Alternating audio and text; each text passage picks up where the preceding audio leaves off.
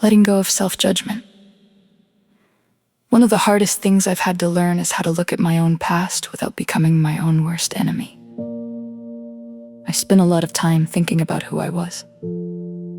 The choices I made, the things I said, the things I didn't say, the people I loved, the moments I wish I could change, the times I misunderstood something, the times I reacted from fear, the times I was stronger than I realized, and the times I wasn't. For a long time, looking back meant putting myself on trial. I would replay moments and ask, why did I do that? Why didn't I know better? Why didn't I see it sooner? Why did I allow that? Why wasn't I stronger? But eventually I realized something. I was judging an earlier version of myself using knowledge I only gained later. And that's not always fair. The woman I am today has experienced things the woman I was years ago hadn't experienced yet. She has learned things, she has lost things, she has loved, she has made mistakes, she has questioned herself, she has searched for meaning. She has grown. Of course I see some things differently now. That's what growth does. It gives you perspective you didn't have before. So I'm learning to look at my past differently. Not with denial, not with excuses, but with compassion, because letting go of self-judgment doesn't mean pretending I never made mistakes. It means I can say, I was wrong, without saying, therefore, I am worthless. I can say, I should have handled that differently, without saying, I'm a terrible person. I can say, I ignored something I should have listened to, without saying, I can't trust myself.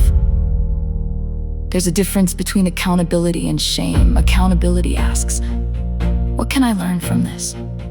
Shame asks, what's wrong with me? I want to choose the first one, because I don't want my mistakes to become a life sentence. I want them to become teachers. Some of the hardest lessons I've learned came from experiences I never would have chosen. Some of the deepest changes in me came from moments that hurt. Some of the things I understand now were only made possible because I was willing to look honestly at where I'd been. And that means I don't have to erase my past to move forward. I can honor it, I can learn from it, I can grieve parts of it, I can forgive myself for parts of it, and I can still choose something different now. That's freedom. I've also learned that self-judgment can keep you trapped in identities you've already outgrown. If I constantly tell myself, I'm the person who messed everything up, how do I make room for the person who has learned? If I keep saying, I'm the person who made that mistake, how do I recognize the person who grew from it? If I keep defining myself by my worst moments, I never give myself permission to become more than them. So I'm practicing something new. When I remember something painful, I try asking, what can I learn from this? What was I feeling at the time? What did I need that I didn't know how to express? What would I do differently today? What does this experience teach me about who I am now? And sometimes the answer is simply, I didn't know. And maybe that's okay. We are all learning while we are living. Nobody gets to see the entire map before they take the journey. So how do I help myself remember?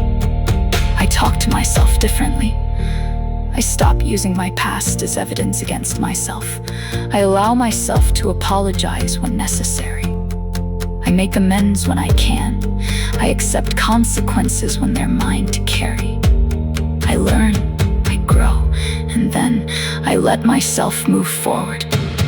Because forgiveness isn't always about forgetting what happened. Sometimes forgiveness is refusing to keep punishing yourself for something you've already learned from. And I think that's one of the most important parts of coming home to yourself. You stop asking, how could I have been that person?